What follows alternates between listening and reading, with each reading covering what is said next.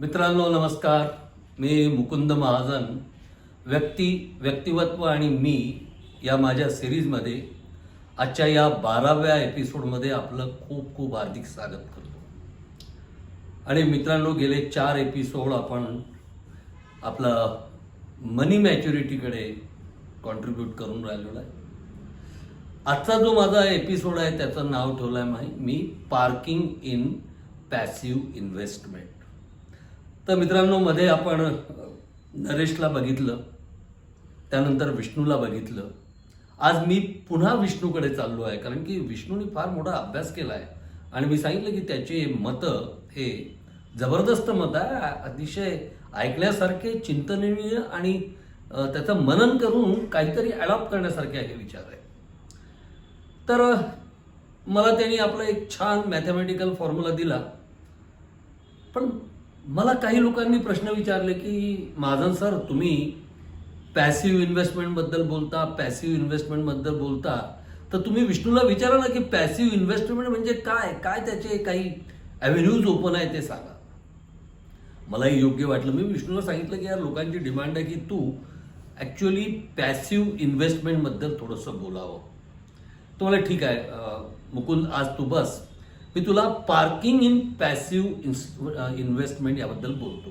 मी म्हटलं पार्किंग काय भानगड आहे बाबा. पार्किंग म्हणजे आपला जो पैसा असतो तो आपण कोणत्या इन्स्ट्रुमेंटमध्ये इन्व्हेस्ट करायचा, म्हणजे पार्क करायचा, त्याला म्हणतात पार्किंग इन पॅसिव्ह इन्व्हेस्टमेंट. तर तुला एक तर फॉर्म्युला मी सांगितला आहे की income minus expenditure is equal to saving, आणि saving recycle will be continuous process and that will create a huge wealth for you. तर मी त्याला विचारलं की आता हे तू जरी सांगितलं तरी मला सांग की तुला सेव्हिंग म्हणजे काय, तुझं काय कन्सेप्ट आहे. तर म्हणे एक सिंपल फॉर्म्युला आहे म्हणे की 100 रुपये आपला इन्कम असेल तर 60 रुपये आपला खर्च व्हायला पाहिजे आणि 40 रुपये आपल्या जो सेव्हिंग व्हायला पाहिजे. अरे मी म्हटलं बाबा, 40 रुपये म्हणजे खूप, 100तनं 40 म्हणजे खूप मोठा आकडा आहे यार. आणि मला तू सांग की आपण 40 रुपये कसे काय सेव्ह करू शकतो. तर बघ म्हणे, 40 रुपये सेव्ह करायला 60 रुपये तुम्ही कसे खर्च करता यावर सगळी मदार अवलंबून असते. आता आपण पाहू की आपण 40 कसे सेव्ह करू शकतो. मित्रांनो, आपण जेव्हा सुरुवात करतो ना त्यावेळेला त्यांनी सांगितलं की 100 पैकी आपला 80 खर्च होतं आणि कधी कधी 20 आपल्याजवळ राहतात, कधी कधी आपला 90 खर्च होतो, आपल्याजवळ 10 राहतात, कधी कधी आपलं मायनस बजेट राहतं. तर त्याने सांगितलं की मित्रा, कोणत्या हद्दीत आपलं बजेट मायनस जायला नको, ही यातली पहिली खबरदारी तुला घ्यायची आहे. नंबर 2, आपलं टार्गेट पाहिजे की आपलं 40% दर महिन्याला सेव्हिंग व्हायला पाहिजे. आता हे 40% कसं सेव्हिंग करायचं, तर त्याने सांगितलं की याला काही फॅक्टर्स आहे, आपण ते लावूया. पहिला नंबरचा फॅक्टर आहे की युजलेस खर्च टाळा. युजफुल खर्च करा, युजलेस खर्च टाळा. आता युजलेस म्हणजे ज्याची तुम्हाला आजच्या क्षणाला गरज नाही आहे, तसे ते अवांतर खर्च बने तक थोडं काय म्हणतात त्याला, थोडं चिंतन करा की हा खर्च आपल्याला आवश्यक आहे का, नसेल तर टाळून द्या, म्हणजे ते थोडंसं सेव्हिंगकडे जाईल. आणि शक्यतोवर अशा गोष्टी घेऊ नका की तुम्हाला इंटरेस्ट पेमेंट करावं लागेल. इंटरेस्ट पेमेंट केलं म्हणजे लोनवर थोडक्यात वस्तू घेऊ नका, कारण की लोनची वस्तू आपलं इंटरेस्टचे रेट हे नेहमी जास्त असतात आणि तुमच्या खिशातनं पैसा जातो. 60च्या ऐवजी 70, 80, 90 किंवा किंबहुना तुमचं बजेट मायनस होऊ शकतं. क्रेडिट कार्ड वापरताना विचार करा, क्रेडिट कार्डच्या ऐवजी डेबिट कार्डच वापरा इनिशियल स्टेजला. त्यांनी बिलकुल एकच फॉर्म्युला सांगितला की बने तक तुमची ऐपत असल्याशिवाय लोनवर वस्तू घेऊ नका. मोठ्या मोठ्या गोष्टींचं परचेस इनिशियली टाळा, ते थोडं प्रोलॉंग करा. आणि एवढंही सगळं करून जर तुमचं इन्कम 40%च्या सेव्हिंगमध्ये जात नसेल तर थोडे एक्स्ट्रा एफर्ट्स करा तुमच्या नेहमीच्या 100 रुपये कमाई करण्याकरता. But you have to see that you are saving 40% of your earnings.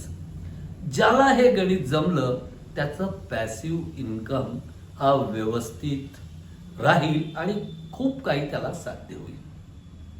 मित्र हे तर मला समजलं. मी त्याला सांगितलं, विष्णू की तू जे सांगितलं आहे की 40% वाचवा, होऊ शकतं कोणाचं 30 वाचेल, कोणाचं 20 वाटेल, पण इनिशियलाइज करून तिथनं त्यांनी स्टार्ट करावं, हे आपण एक असं समजू शकतो. तो म्हणाला, नाही नाही मित्रा, माझं अगदी स्ट्रॉंग मत आहे की जर तुम्हाला आपल्या आयुष्यात काहीतरी बनायचं आहे तर 40% सेव्हिंगला महत्त्व द्या स्टार्टिंगचे 5 वर्ष. आणि मग तुम्हाला असं वाटेल की तुमची ही ऑटो स्कीममध्ये गेली आहे, तुमचं आपोआप 40, 50, 60 वाढायला लागतं आणि नकळत तुम्हाला फायनान्शियल स्टॅबिलिटी यायला लागते. फक्त पहिले 5 वर्ष तुम्हाला कळस सोसायची आहे मित्रांनो, ती जर तुम्ही केली तर मला असं वाटतं की हे कठीण नाही. मग त्याला मी विचारलं की समजा आपले हे 40% वाचले तर मग हे पॅसिव्ह इन्व्हेस्टमेंटचे काय मॉडेल्स आहेत. तर त्याने सांगितलं की हे बघ, मी त्याला म्हटलं की तुम्हाला 2-4 छान मॉडेल सांग की जिथे मी पॅसिव्ह इन्व्हेस्टमेंट करून टाकेल. तो म्हणाला, नाही मित्र, मी तुला फक्त माहिती देतो, पण ज्याला इन्व्हेस्टमेंट करायचं आहे त्यांनी त्याचा अभ्यास करणं गरजेचं आहे. तू एजंट्स पाहशील, तुला पहा, समजा शेअर मार्केटमधले खूप लोक तुला सांगतील की इथे टाक, तिथे टाक, तिथे टाक. शेअर ब्रोकर जो असतो ना, तो तुला खूप लिस्ट दिसते, पण तो शेअर ब्रोकर हा आहे ना, फक्त लोकांना सजेस्ट करतो, तो त्याच लेवलला राहतो. त्याला जर खरंच एवढी जाणकारी असती तर त्यांनी आपला पैसा इन्व्हेस्ट नसता केला का. म्हणून मित्रांनो, तुम्ही पहिली गोष्ट एक लक्षात ठेवा की जर कुठेही तुम्हाला पैसा गुंतवायचा असेल तर मित्रांनो, अभ्यास केल्याशिवाय गुंतवू नका. तर त्यांनी मला काही इन्स्ट्रुमेंट सांगितले, काही प्रॉडक्ट सांगितले. आपण बघूया कोणते कोणते प्रॉडक्ट त्यांनी मला सांगितले. तर विष्णू म्हणाला की माझ्या मते फिक्स्ड डिपॉझिट किंवा टाइम डिपॉझिट किंवा रेकरिंग डिपॉझिट हा पहिला एक सुंदर प्रॉडक्ट आहे.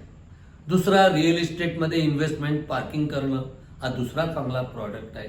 इक्विटी मार्केटमध्ये पार्किंग करणं हा देखील छान प्रॉडक्ट आहे. म्युच्युअल फंड आहे, बॉन्ड्स आहे. बॉन्ड्समध्ये 2 प्रकार आहे, कॉर्पोरेट बॉन्ड्स आहे, गव्हर्नमेंट बॉन्ड्स आहे. लोन, लोकांना लोन देणं हा एक भाग आहे. सिल्वर इन्व्हेस्टमेंट आहे, गोल्ड इन्व्हेस्टमेंट आहे, एक कम्युनिटी मार्केटिंग आहे, ॲक्च्युअल आणि ऑनलाईन, आणि एक करन्सी मार्केटिंग आहे, आणि एक मिसेलिनियस ॲटम्सचं मार्केटिंग आहे. म्हणजे अशा प्रकारे त्यांनी मला 11 लोकांची लिस्ट दिली. आणि मग मी त्याला विचारलं की यार, मग हे 40% आपण कसे गुंतवायचे, म्हणजे कुठे कुठे गुंतवायचे. तर म्हणजे त्यांनी सांगितलं की म्हणे मित्रा, याच्याकरता तुला अभ्यास करावा लागेल, प्रत्येकाला अभ्यास करावा लागेल प्रत्येक प्रॉडक्टबद्दल. कारण की आपण आपला हा हार्ड अर्न मनी आहे, आपण आपल्या पोटाला टाचा देऊन हे 40% वाचवून राहिलो आणि इन्व्हेस्ट करून राहिलो. त्यामुळे या गोष्टीबद्दल आपण अलर्ट राहायला पाहिजे.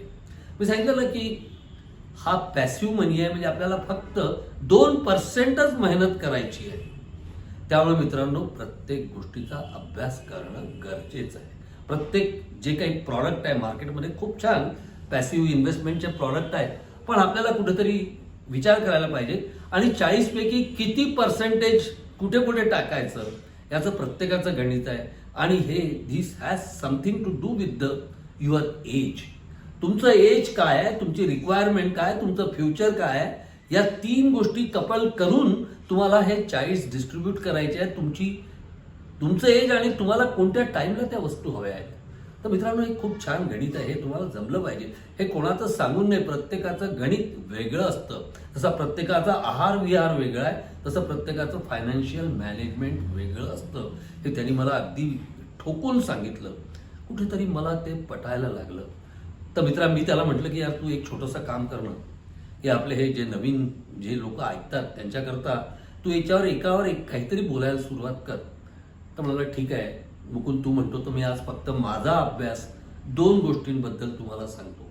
सगळ्यात पहिले, हे जे 12 इन्स्ट्रुमेंट्स आहे किंवा हे जे प्रॉडक्ट मार्केटमध्ये अवेलेबल आहे, या सगळ्यात आपण हे पहिले पाहू की कुठे इन्व्हेस्टमेंट करायचं नाही. म्हणजे बघ, 100 रुपये कमवले, 60 रुपये खर्च झाला, 40 वाचले, आणि या 40 मधलेही जर समजा आपले वाया गेले तर मग आपल्यासारखे मूर्ख आपणच. तर मी तुला एक छान आणि मोठा आणि असा ब्रॉडबेस सल्ला देतो की मित्रा, कोणालाही लोन देऊ नको. नातेवाईकांना तर मुळीच लोन देऊ नको. कारण की नातेवाईकांना लोन दिलं की त्याची ही धारणा असते की याच्याजवळ भरपूर पैसा आहे आणि याला पैशाची गरज नाही, लोन घेताना माणूस गोड असतो आणि लोन वापस करताना त्याच्याशी भांडावं लागतं, आपला खूप सारा वेळ त्याच्यात जातो. म्हणून मित्रा, लोन देऊ नका. त्याने सांगितलं की त्याचा एक मित्र, त्याचा एक नातेवाईक सख्खा, त्याचा भाचा त्याच्याकडे आला होता विष्णूकडे, आणि त्यांनी सांगितलं की मला धंद्यात 12 लाख रुपयाचं नुकसान झालं आहे, तू मला एक 50,000 दे. मी त्याला त्याचा प्लॅन विचारला की तू काय करशील 50,000. त्यांनी सांगितलं की इमिजिएटली ज्या गरजा आहेत त्या मी भागवी आणि थोडा चांगला बिझनेस करायचा प्रयत्न करेन. तो गेल्यावर तुला सांगतो, विष्णू म्हणाला की मी त्याला पैसे दिले नाही, कारण की जो माणूस 12 लाख गरजेत आहे आणि ज्याचा जो फ्युचर प्लॅन नाही, तो माझे 50 काय त्याला 1 लाख दिले तरी तो घेऊन डुबणार आहे आणि मला ती चोट देणार आहे. तर म्हणून मित्रांनो, अगदी कटाक्षाने लोन देणं टाळा. खूपच गरजेचं असलं तर तुमच्याजवळ जेव्हा सरप्लस पैसा होईल किंवा जे तुम्ही लोन विसरू शकता, तेव्हा ते लोन द्यायला सुरुवात करा.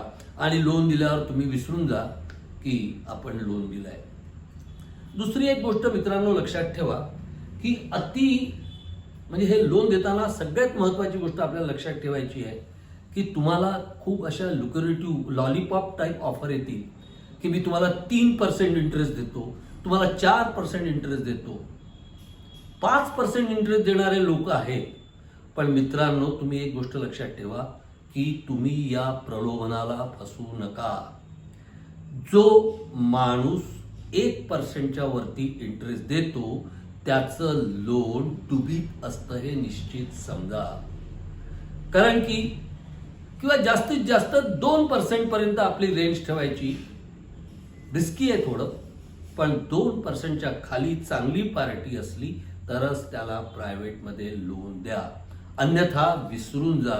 म्हणून माझं एकच सांगणं आहे मित्रांनो की लोन हे शक्यतो टाळा. हा एक पहिला, आपण कितीही कोणी तुम्हाला 5% देतो, 10% देतो, नो, नथिंग डुईंग, नाही आहे सांगा, चूप बसा.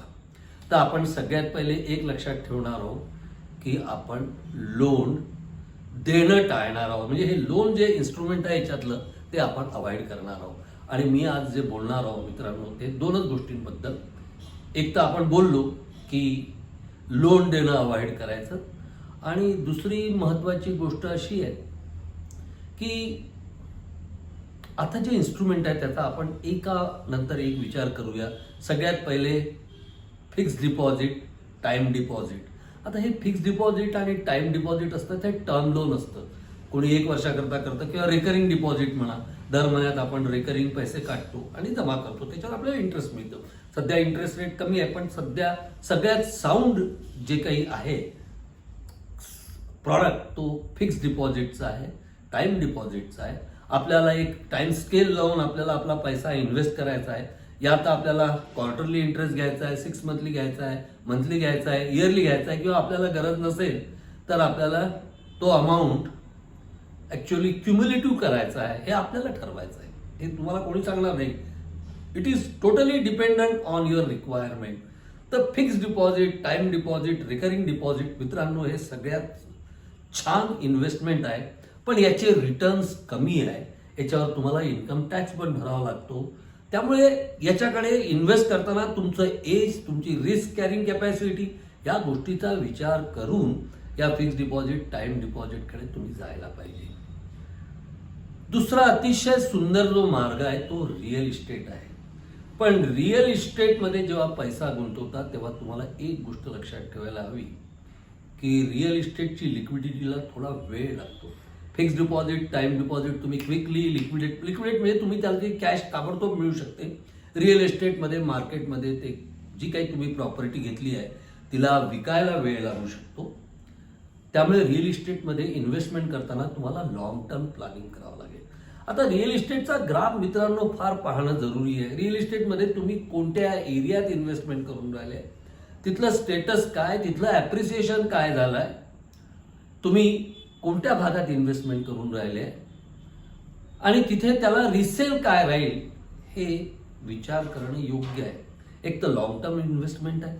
कसं होतं, हा ग्राफ बघा कसा असतो की जेव्हा इनिशियली डेव्हलपमेंट नसते त्यावेळेला रिअल इस्टेटची किंमत छान वाढते. अशी भरघोस वाढत राहते.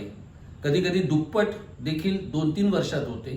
आणि त्याच्यानंतर ज्या वेळेला त्याचं ॲप्रिसिएशन एका पर्टिक्युलर व्हॅल्यू झाल्यानंतर तो ग्राफ असा एकदम हॉरिझॉन्टल राहतो. म्हणजे त्याच्यानंतर 2 वर्ष झाले तरी किंमत तेवढीच राहते, 3 वर्ष झाले तरी एकदा तिचं मॅक्झिमम ॲप्रिसिएशन झालं की मग तो 5-7 वर्ष कॉन्स्टंट राहतो. किंवा इतका स्मॉल इन्क्रीमेंट असतं की ते तुम्हाला जाणवत नाही. तेव्हा मित्रांनो, याचा तुमचा अभ्यास पाहिजे की कोणता एरिया आहे, कोणत्या माणसावर आपण इन्व्हेस्ट करायचं, त्याचं पोटेन्शियल काय आहे, त्या जागेचं पोटेन्शियल काय आहे, तिथली डेव्हलपमेंट काय आहे, या सगळ्यांचा अभ्यास करून असं you cannot have a blind concept to invest wherever you want to invest. त्याचं तेच होईल की ते 40चे तुम्ही 0 कराल. तेव्हा मित्रांनो, रिअल इस्टेटमध्ये इन्व्हेस्टमेंट करताना टाईम फार महत्त्वाचा आहे, प्रॉपर्टीचं लोकेशन फार महत्त्वाचं आहे, आणि सगळ्यात गोष्टी म्हणजे कोणाची ती प्रॉपर्टी आहे हे देखील तेवढंच महत्त्वाचं आहे. त्याच्यात रिस्क फॅक्टर काय आहे हेही महत्त्वाचं आहे. तुम्हाला जर अनड्यू रिस्क घ्यायची असेल तर मग एक थोडासा अमाऊंट इन्व्हेस्ट करा आणि लेट अस वेट, असेही खूप लोक कामं करतात. पण आपण सध्या लहान असल्यामुळे इनिशियल स्टेजला रिअल इस्टेटमध्ये इन्व्हेस्टमेंट करताना खूप विचार करायला हवा. मित्रांनो, आज 2च गोष्टी सांगतो. रिअल इस्टेट आपण कोणालाही लोन देणार नाही. आपल्या सुरक्षिततेकरता आपण फिक्स्ड डिपॉझिट किंवा टाईम डिपॉझिटमध्ये काही पर्सेंटेज पार्क करू आपल्या सेव्हिंगचं, आणि मग बघू की आपल्याला रिअल इस्टेटमध्ये किती पार्क करता येईल. तेव्हा रिअल इस्टेट पार्क करताना अभ्यास करून आपण पार्क करू. मित्रांनो, मला विष्णूचे विचार असे अंतर्क्य करायला लागले आणि वाटलं की नाही यार, हे विचार थोडे आधी कळायला पाहिजे होते आपल्याला. आपण पाहतो ना प्रत्येकजण की त्यांनी केलं म्हणून मी करतो, असं ही जी काही काय म्हणतात त्याला शेळी टेक्नॉलॉजी आहे, मेंढी टेक्नॉलॉजी आहे की 1 मेंढी गेल्यावर 100 मेंढ्या जातात, तसं न करता आपल्याला कुठेतरी अभ्यास करणं जरुरी आहे. मला विष्णूंनी वारंवार ठोकून सांगितलं की मुकुंद, प्रत्येक गोष्टीचा डिटेल अभ्यास करणं जरुरी आहे. आज तर इतके सारे नेटवर माहिती आहे की आपण आपलं एक असं डिसिजन घेऊ शकतो, आणि 40% मधनं कुठे काय करायचं एज वाईज हेही आपण हळूहळू बघू. पण मला वाटतं मित्र, आपण इथे थांबू. लोन देऊ नका, FDR करा, रिअल इस्टेटमध्ये इन्व्हेस्टमेंट करा, विचार करून करा. इथे आपण थांबूया. पुढच्या भागात बघूया अजून काय चांगलं आपल्याला प्रॉडक्ट आपलं पार्किंग करता, पॅसिव्ह इन्व्हेस्टमेंट करता योग्य राहील ते. थांबतो मी इथे. खुश रहो, मस्त रहो, स्वस्थ रहो. नमस्ते. जय गजानन श्री गजानन.